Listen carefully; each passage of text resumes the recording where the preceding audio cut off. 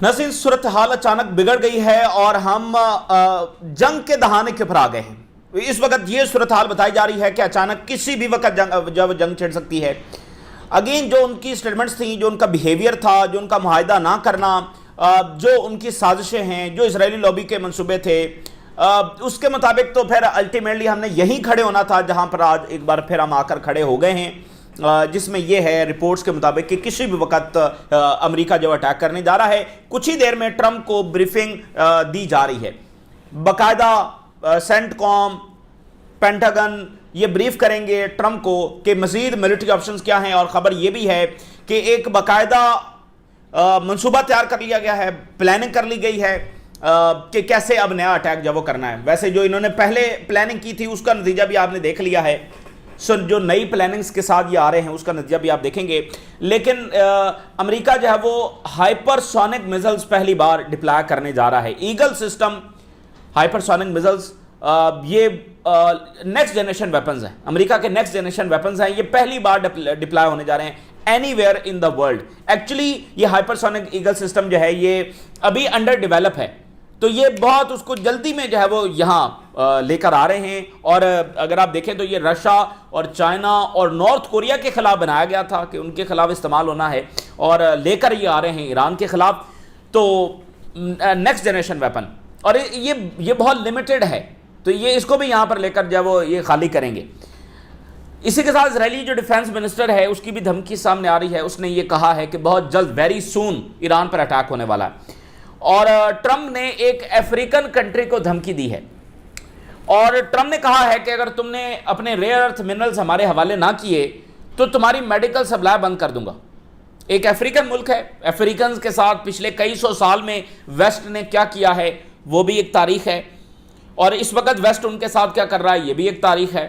और ट्रंप ने एक अफ्रीकन मुल्क को ये धमकी लगाई है कि अगर उसने अपने रेयर अर्थ मिनरल जब वो अमेरिका के हवाले ना किए तो फिर उसकी मेडिकल सप्लाई जब बंद कर दी जाएगी।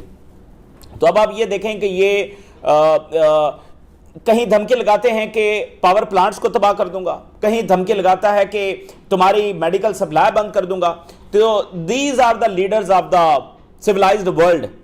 और विलन कौन है? प्यूटन। विलन कौन है? चाइना का सदर जो इस वक्त किसी के साथ जंग छेड़ के नहीं बैठा है। और विलन कौन है? ईरान का सुप्रीम लीडर, जिसने किसी के मुल्क पर जाकर अटैक नहीं किया, जिस पर अटैक हुआ है।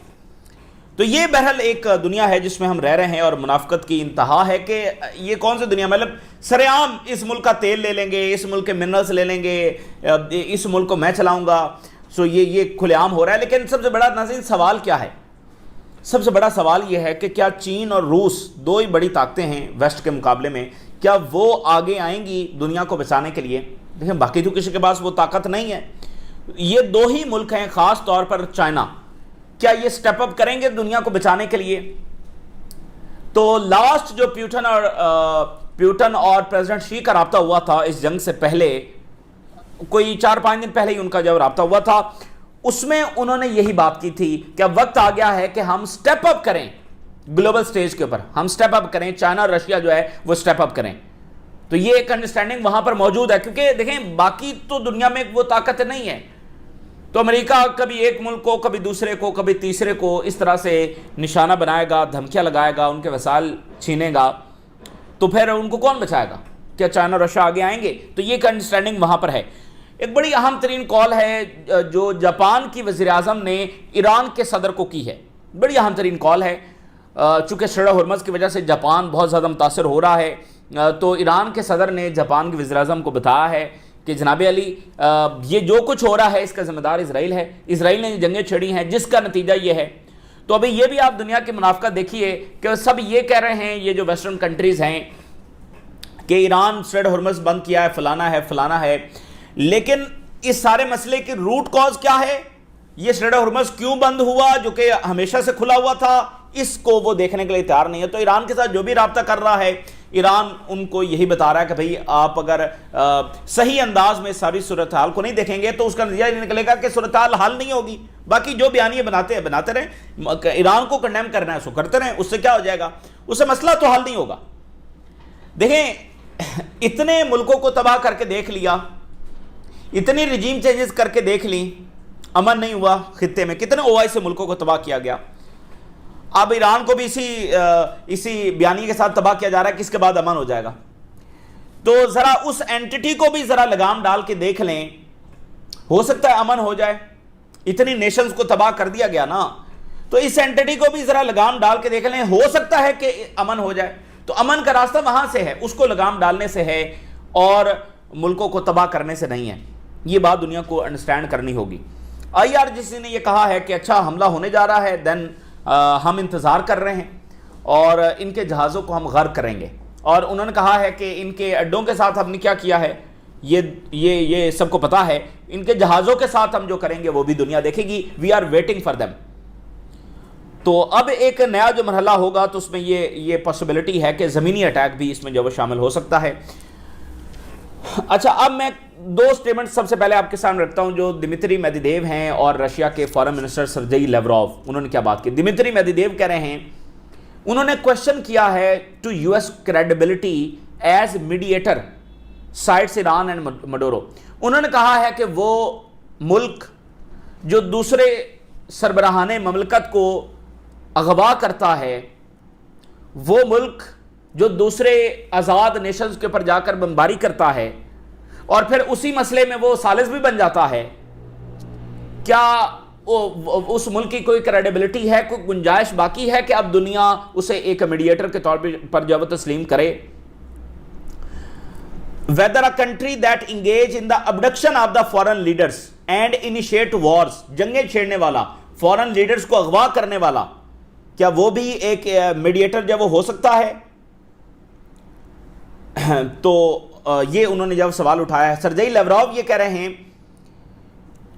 ये बड़ी अहम बात, सर्जेई लेवरोव जो है वो सेंट्रल एशिया के अंदर मौजूद हैं और वहां पर उन्होंने सवाल उठाया है और वार्न किया है जो कैस्पियन सी वाली साइड पर इजराइल ने आकर हमले किए और लेबनान की उन्होंने बात की है। उन्होंने देखें, कैस्पियन सी जो है ये वो वाहिद इलाका है जो स्टेबल है। कैस्पियन सी के एक तरफ ईरान है, ऊपर रशिया है, एक तरफ सेंट्रल एशिया है, दूसरी तरफ अजरबैजान है, आर्मीनिया है, ये इलाका है, दरमियान में कैस्पियन सी है। तो ये वो वाहिद समंदर है जिसके तमाम अतराफ में यानी कि साहिल है। ये इसको लेक भी, कुछ लोग इसको लेक भी कहते हैं, बट कैस्पियन सी, तो ये बड़ा अहम है। इसी से तिजारत भी होती है और स्टेबिलिटी बहुत ज़रूरी है यहाँ पर, और यहाँ पर ये वाहिद एरिया जो स्टेबल है। तो इजराइल जंग को यहाँ पर ले आया, यहाँ पर लाने का मतलब यह है कि ये रशिया का एरिया है, तो जंग को वो रशिया के बॉर्डर्स पर ले आए। रशिया का तो ऑलरेडी फड्डा ये है कि वेस्ट जो है वो जंग उसके बॉर्डर्स तक ले आता है, तो रशिया तो ऑलरेडी अपने बॉर्डर्स को सिक्योर कर रहा ना, उसका बुनियादी मसला यही है।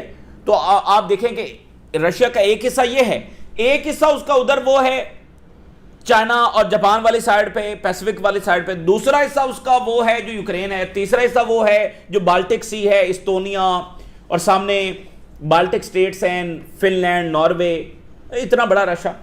तो उसका अगर कोई हिस्सा फिलहाल स्टेबल है जहां पर कोई कशीदगी नहीं है, तो वो ये वाला हिस्सा है कैस्पियन सी।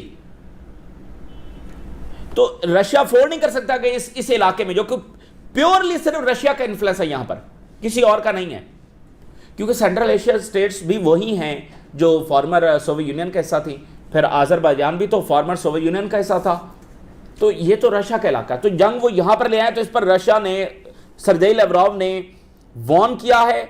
उन्होंने कहा है कि अनप्रोवोक्ड जो अग्रेशन यहां कैस्पियन सी के अंदर किया गया है, इसको हम अफोर्ड नहीं करेंगे और ये नेगेटिवली इंपैक्ट करेगा कैस्पियन सी की सिक्योरिटी को। और कजाकिस्तान के फॉरेन मिनिस्टर के साथ जब उन्होंने मुलाकात की है और उसमें उन्होंने ये सारी बातें की हैं, तो ये देखें, रशिया ऑलरेडी जंग में है, प्यूटन ने वार्निंग भी जारी किया है, लेकिन ये उनकी नेशनल सिक्योरिटी का मसला है, वो कंप्रोमाइज इस पर नहीं कर सकते हैं। और इसी के साथ बड़ी खबर यह है कि चाइना के फॉरेन मिनिस्टर का रब्ता हुआ है अमेरिका के फॉरेन मिनिस्टर से, यानी फॉरेन सेक्रेटरी से। इससे पहले प्यूटन की बात हुई और अब चाइना की बात अमेरिका से हो रही है। ये बात बड़ी इंपॉर्टेंट है ना कि हमला होने जा रहा है, रशिया वार्न कर रहा है, रशिया के बाद अब चाइना की भी कॉल हुई है अमेरिका के साथ। Chinese and American foreign minister discuss the situation in middle east during phone call. अब देखें डिस्कस क्या हो रहा है, हर तरफ ईरान डिस्कस हो रहा है, तो चाइना की जानब से भी अपने तहफ़्फ़ुज़ात जो है वो इन्फॉर्म किए गए होंगे अमेरिकन को। सो चाइना और रशिया जो है वो बता रहे हैं कि भाई यहाँ पर जंग नहीं छेड़नी है। बट खबर ये है कि यूएस ने, यूएस आर्मी ने ईरान पर नए अटैक का मंसूबा तैयार कर लिया। अब आप ज़रा अंदाज़ा करेंगे ये कौन सा मंसूबा है। ये जो पहले इन्होंने अटैक किया वो भी तो मंसूबा ही था ना, प्लानिंग थी, सारा प्लानिंग के साथ अटैक किया गया। तो अब ये कौन सी नई प्लानिंग है? वही लॉबी और वही लोग और वही माइंड्स जिन्होंने पहले प्लानिंग की थी। बट अब ये खबर है कि आज कुछ देर में ब्रीफिंग होगी और बाकायदा प्लान तैयार है। US military leaders will brief Trump today on the military options available against Iran. तो ये बात देखें, अब वो यहां से पीछे हट जाएं ये एक अलग बात है, लेकिन बात यह है कि वो हमला करना चाहते हैं, वो ईरान को तबाह करना चाहते हैं। ईरान के इकोनॉमिक ब्लॉकेड का मतलब ही ईरान को कोलैप्स और डिस्टेबलाइज करना है। तो अगर वो मिलिट्री अटैक का प्लान कर चुके हैं और आगे प्रोसीड करते हैं तो फिर ईरान जवाब देने के लिए तैयार है, और अगर पीछे हटते हैं तो फिर वो ये इसलिए पीछे नहीं हटेंगे कि उनको कोई मॉरल क्वेश्चन का सामना, इसलिए पीछे हटेंगे कि उनको अपनी कहीं तबाही नजर आ रही होगी। US eyes deploying dark eagle hypersonic missile in first against Iran. ये जो डार्क ईगल है ना, ये उनका next generation latest of the latest hypersonic missile system है। असल में हाइपरसोनिक की दौड़ में जो है वो रशिया आगे है, नॉर्थ कोरिया आगे है, चाइना आगे है, अमेरिका और वेस्टर्न पावर्स इसमें पीछे हैं। इवन आप देखें कि ईरान ने कितने इफेक्टिव हाइपरसोनिक मिसाइल जब बना लिए, तो जैसे वहां पर रशिया का ऑर्शनिक हाइपरसोनिक मिसाइल सिस्टम है, तो इसके मुकाबले में अमेरिका ये अपना ईगल सिस्टम लेकर आ रहा है, लेकिन इसको कई बार नाकामी का सामना करना पड़ा। 1 से 2 मरतबा इन्होंने इसको डिप्लॉय करने की कोशिश की है, लेकिन ये फेलियर साबित हुआ है। ये अमेरिकी टेक्नोलॉजी का हाल है कि इसको इन्होंने डिप्लॉय करने की कोशिश की, ये फेलियर साबित हुआ। तो इस पर पहले खर्चा भी बहुत हो चुका है, जो टाइमलाइन दी गई थी उस पर ये उस तरह से डिप्लॉय भी नहीं किया जा सका। तो अब ये जल्दी में इसको यहां पर लेकर आ रहे हैं। इसकी एक मिसाइल की कॉस्ट जो है वो $15 मिलियन है, लिमिटेड इसकी सप्लाई है, लिमिटेड इसकी प्रोडक्शन है। तो ये जो उन्होंने स्पेसिफिकली रशिया, चाइना और नॉर्थ कोरिया को मदद से रखकर बनाया था, वो भी यहां पर ले आए हैं और इसको भी यहां पर ये खाली करेंगे। ये स्टॉक भी इनका जाता रहेगा। बाकी मिनिशंस आपके सामने हैं। तो ये हाइपरसोनिक को लाने का मतलब ही ये है कि ये डर रहे हैं कि भाई जहाज अगर डीप इनसाइड ईरान में भेजेंगे तो गिर सकते हैं, और चूंकि मिनिशंस की कमी है तो ही ये हाइपरसोनिक लेकर आ रहे हैं ना, वरना उनके पास तो दुनिया की बेहतरीन एयरफोर्स है, फिर हाइपरसोनिक लाने का क्या मकसद है। तो ब्लूमबर्ग ने लिखा है कि ऑयल जो है hits war time high on concern US में resume attack against Iran. Bloomberg कह रहा है कि कंसर्न ये है कि अमेरिका अटैक जो दोबारा करने जा रहा है। सीएनएन ने लिखा है, अब ये देखिए, सीएनएन ने लिखा है कि ट्रंप जो ये सोच रहा है ना कि ब्लॉकेड से ईरान कोलैप्स हो जाएगा, उन्होंने कहा कि ये ऐसा नहीं होगा। सीएनएन लिख रहा है, और उन्होंने कहा कि ये एक अनप्रूवन थ्योरी है जो अमेरिकन डॉक्ट्राइन में एग्जिस्ट करती है कि ultimately American military might Iran को कोलैप्स करेगी। ये एक वहां पर उनकी एक सोच है। तो ट्रंप उसी अनप्रूवन थ्योरी को पूरा करने की जो कोशिश कर रहा है, और आपको पता है कि वहां पर एक एरोगेंस ये है, और ट्रंप और उसका जो खुशामदी टोला है वो यही कहता रहता है कि जो पिछले से दूर नहीं कर सके वो हम करके दिखाएंगे, वो तो डरपोक थे, फलाने थे। तो आईआरजीसी ने कहा है कि we are waiting their ships, और हमने इनके एयरक्राफ्ट कैरियर के साथ क्या किया वो आपने देखा, और इनके अड्डों के साथ हमने क्या किया वो भी आपने देखा। तो अब इनके मजीद जो जहाज आ रहे हैं उसकी किस्मत भी आप देखेंगे, और किसी भी हमले का जवाब जो है वो तवील लॉन्ग और तकलीफ दे होगा, बड़ा पेनफुल रिस्पॉन्स जब हम देंगे। कोई भी हमला चाहे लिमिटेड हो या चाहे वो बड़ा हमला हो, इस पर हम मैसिव रिस्पॉन्स है वो, लार्ज स्केल रिस्पॉन्स है वो देंगे। ये जवाब आया है जब वहां से ये खबर है कि हमला होने जा रहा है। ये उसका जवाब है जो ईरान दे रहा है कि जहाज डबो देंगे, लार्ज स्केल हमला करेंगे, तवील हमला करेंगे। ये जो अब एक अगर नया राउंड होने जा रहा है तो देयर इज पॉसिबिलिटी कि ये फ्यू डेज का राउंड और दोबारा निगोशिएशन शुरू हो जाए, लेकिन देयर इज अ रिस्क कि ये अनकंट्रोलेबल कॉन्फ्लिक्ट बन जाए और ईरान दोबारा कभी निगोशिएशन टेबल पर ना आए। ये रिस्क है, क्योंकि देखें ईरान को मजीद क्या मैसेज जाएगा एक और हमले से कि भाई ये अमेरिका के साथ कभी बात नहीं होगी, सो इनके साथ इनको बस इतना एग्जॉस्ट करो कि ये यहां पर निकलने पर मजबूर हो, बस इसके सिवा हमारे पास कोई ऑप्शन नहीं। सो ईरान को अब की बार जो हमला है वो ये मैसेज भेजेगा। और ईरान के स्पीकर ने कहा आज जो है वो वहां पर पर्शियन गल्फ डे मनाया जा रहा है, क्योंकि आज ही के दिन इन्होंने जो पुर्तगाल कॉलोनाइजर्स थे उनको यहां से निकाला था 400 साल कबल, तो आज उसका दिन मनाया जा रहा है। तो ईरान के स्पीकर ने कहा है कि हम आजाद मुस्तकबिल देंगे इस रीजन के मुल्कों को, अमरीकी तसल्लुत से आजाद। और इसी तरह ईरान के फॉरेन मिनिस्टर ने कहा कि आज यौम खलीज फारस मनाया जा रहा है। 400 साल पहले आज ही के दिन आबनाए हुर्मत से हमने पुर्तगालियों को निकाला था। फ्रांस के हवाले से क्या खबर है? फ्रांस की इकॉनमी जो है, अब ये अप्रैल खत्म हो रहा है, जीरो ग्रोथ हुई है। फर्स्ट क्वार्टर ऑफ 2026 के अंदर फ्रांस की इकॉनमी में जीरो ग्रोथ है। तो देखें, ये मसला है यूरोपियन कंट्रीज के लिए, जर्मनी के लिए। अब जर्मनी के हवाले से जो ट्रंप ने ट्वीट किया है, बहुत बुरा भला कहा है, और कहा है कि जर्मनी जो है वो अपनी हालत देखे। Germany is a broken country, उसकी इकॉनमी तबाह हो चुकी है, और जर्मन चांसलर जो है वो अपने मसाल पर फोकस करे और रशिया यूक्रेन जंग पर फोकस करे, और जो है वो इस बात पर फोकस ना करे कि हम क्या कर रहे हैं, और हम तो बल्कि ईरान को न्यूक्लियर बनने से बचा रहे हैं, जिससे दुनिया महफूज जगह बनेगी, और इससे जर्मनी का भी फायदा है। Germany will be a safe place. हम दुनिया को महफूज बना रहे हैं, ईरान का नहीं। अच्छा, एक बात हमने नोट करें कि ट्रंप इंतजामिया के पास न्यूक्लियर बेचने के अलावा कुछ भी नहीं है। वो कांग्रेस हेयरिंग हो तो भी उनका बयान यही है कि हमने हमला न्यूक्लियर से प्रिवेंट करने के लिए किया है। मीडिया पर आए तो भी न्यूक्लियर, अपनी ऑडियंस को बताएं तो भी न्यूक्लियर, इत्तेहादियों के साथ फड्डा है। अब आप देखें, पोप के खिलाफ जो स्टेटमेंट्स हुई उसमें ट्रंप ने यही कहा कि देखें कि हम तो न्यूक्लियर बनने से बचा रहे हैं, और पोप को शायद ये पसंद नहीं है। पोप चाहता है कि ये ईरान न्यूक्लियर बन जाए। जर्मन चांसलर को भी अब वो यही कह रहा है कि ये शायद चाहता है कि भाई ईरान न्यूक्लियर बन जाए। हालांकि जर्मन चांसलर ने तो कहा कि Israel is doing dirty work for us.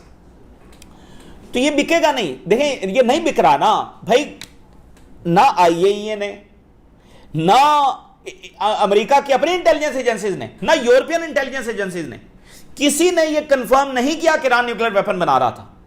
और कितना बड़ा यह तमाशा है कि ईरान ने न्यूक्लियर वेपन आज तक नहीं बनाए हैं। नेतन्याहू तो 90 से लगा हुआ है ना कि 2 हफ्ते दूर है।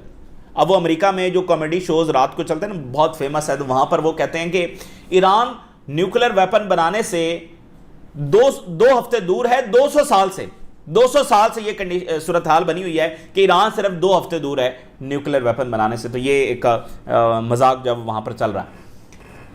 तो न्यूक्लियर वेपन, बस ट्रंप इंतजामिया के पास एक ही बयान है, न्यूक्लियर वेपन, जो कि ईरान के पास है ही नहीं, और ना ईरान ने बनाने की कोशिश की, ऐसा कोई प्रूफ जो है वो पाया जाता है। फिर वहां पर वो एक और बयानियां चला रहे हैं, जो ईरान के साथ मुआहदे किए वो बहुत बुरे मुआहदे थे। ये बार बार ट्रंप इंतजामिया नैरेटिव दे रही है, बड़े बुरे मुआहदे थे। हालांकि वो इतने अच्छे मुआहदे थे। जो 2015 के अंदर डील हुई उसको सारी दुनिया ने सराहा, वो बहुत ज़बरदस्त मुआहदा था, और ईरान ने बिल्कुल न्यूक्लियर बनाने की तरफ वो नहीं गया। ट्रंप यूनिलैटरली निकल गया ड्यू टू नेतन्याहू, और फिर ईरान इंतजार करता रहा 1, 2 साल, 3 साल के कोई बात चले। फिर जब कासिम सुलेमानी के ऊपर अटैक हुआ और इस तरह के 1-2 और वाकयात हुए, तो फिर ईरान मजबूर हुआ कि हम चूंकि मुआहिदा ही नहीं है तो फिर हम इनरिचमेंट करें, और इनरिचमेंट करके भी उन्होंने इसको एज अ प्रेशर टैक्टिक इस्तेमाल किया बार्गेन के लिए। न्यूक्लियर वेपन तो फिर भी नहीं बनाया। तो अगर आज जहां पर सूरत हाल खड़ी, हमने पहले भी बात की, वो इस वजह से है कि ट्रंप उस मुआहदे से निकल गया। अब चूंकि वो उसका इतना बड़ा ब्लंडर है, उस ब्लंडर को छुपाने के लिए बार बार कहता है वो तो डील्स ही बहुत बुरी थी। सो ये इंतजामिया, ये उनका जो सरबराह है, ये अब अमेरिकन को भी अंदाजा हो चुका है। कांग्रेस की भी हमाइयां उड़ी हुई हैं, कांग्रेस की नींदें हराम हो चुकी हैं। कल से जो पीट हेक्सेथ ने जो उनको जवाबात दिए हैं, उनकी नींदें हराम हो चुकी हैं। मतलब वो सोच भी नहीं सकते थे कि उनके साथ ये होगा। इतनी इंसल्ट उनकी हुई है, इतनी इंसल्ट उसने की है कि मतलब हैरान कुन बात है। तो अब उनकी अपनी हमाइयां उड़ी हुई हैं। खैर, ईरान ये कह रहा है कि वी आर रेडी, और ईरान के सदर ने कहा जापान की वज़ीर आज़म को, Israel is fuelling the situation, ठीक है ना। इजराइल इस सूरत हाल को ख़राब कर रहा है और आबनाए हुर्मस की जो सिक्योरिटी ख़राब हो रही है उसका ज़िम्मेदार जो है वो इजराइल है। तो इजराइल को लगाम डालें जो बुनियादी काम करने वाला है। अब देखना, ईरान ने आबनाए हुर्मस खोल दिया था तो इजराइल ने लेबनान पर बमबारी बंद नहीं की, फिर ऊपर से ट्रंप ने जब ब्लॉकेट कर दिया। अब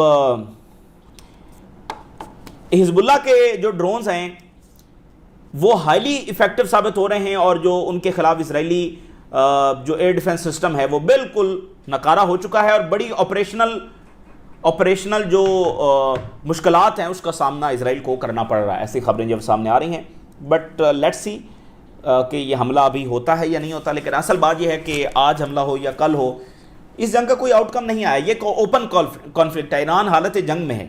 सो ये एक डिसाइसिव आउटकम के ऊपर ही जंग ख़त्म होगी, चाहे आज हो चाहे कई साल मजीद ये तनाज़ा जब चलता रहे। लेकिन हल दुनिया के पास एक ही है और अभी तो ऐसा नहीं लगता कि दुनिया उस कंक्लूजन तक पहुंची है कि वो इजराइल को लगाम डाले। लेकिन जो दुनिया पर ये प्रेशर बढ़ता रहेगा, और ईरान में एक कैलकुलेशन और है, और वो कैलकुलेशन ये है कि जब मैसिव इकोनॉमिक प्रेशर दुनिया के ऊपर आएगा, यूरोप के ऊपर आएगा, वेस्टर्न कंट्रीज के ऊपर आएगा, तो वो लम्हा होगा कि वेस्टर्न कंट्री, अभी देखे ना, पहले इस बात को मुकम्मल कर लूं, तो फिर वेस्टर्न कंट्रीज जो हैं वो फिर इजराइल को लगाम डालेंगे और जो ईरानी डिमांड्स है उसको मानेंगे। ये ईरान में एक कैलकुलेशन है। अभी आप देखें ना कि यूरोपियंस ने कंडेम नहीं किया है इस हमले को, रीजन ने अभी तक कंडेम नहीं किया है। सो दैट मीन्स कि यूरोपियन मुल्क सपोर्ट करते हैं इस जंग को, जो कि जर्मन चांसलर ने माना कि हमें तो ये बताया गया था कि चंद दिनों में ईरान फारिग हो जाएगा। सो उनको ये मसला नहीं था कि ईरान पर हमला हुआ, मसला ये था कि चंद दिनों में ईरान फारिग क्यों नहीं हुआ और ऊपर से मसाल हमारे लिए खड़े हो गए, ये उनको मसला है। तो ये ईरान में कैलकुलेशन है कि ये एक मजीद जंग से इकोनॉमिक प्रेशर इन पर मजीद आएगा और अमेरिका कभी डिमांड ईरान की नहीं मानेगा जब तक कि ये मैसिव इकोनॉमिक प्रेशर खुद अमेरिका और यूरोप के ऊपर नहीं आएगा। तो ये ताज़ा तरीन डेवलपमेंट्स हैं जो आपके साथ शेयर किया हमने। राज रोगा कनीजा जी, अल्लाह हाफ़िज़।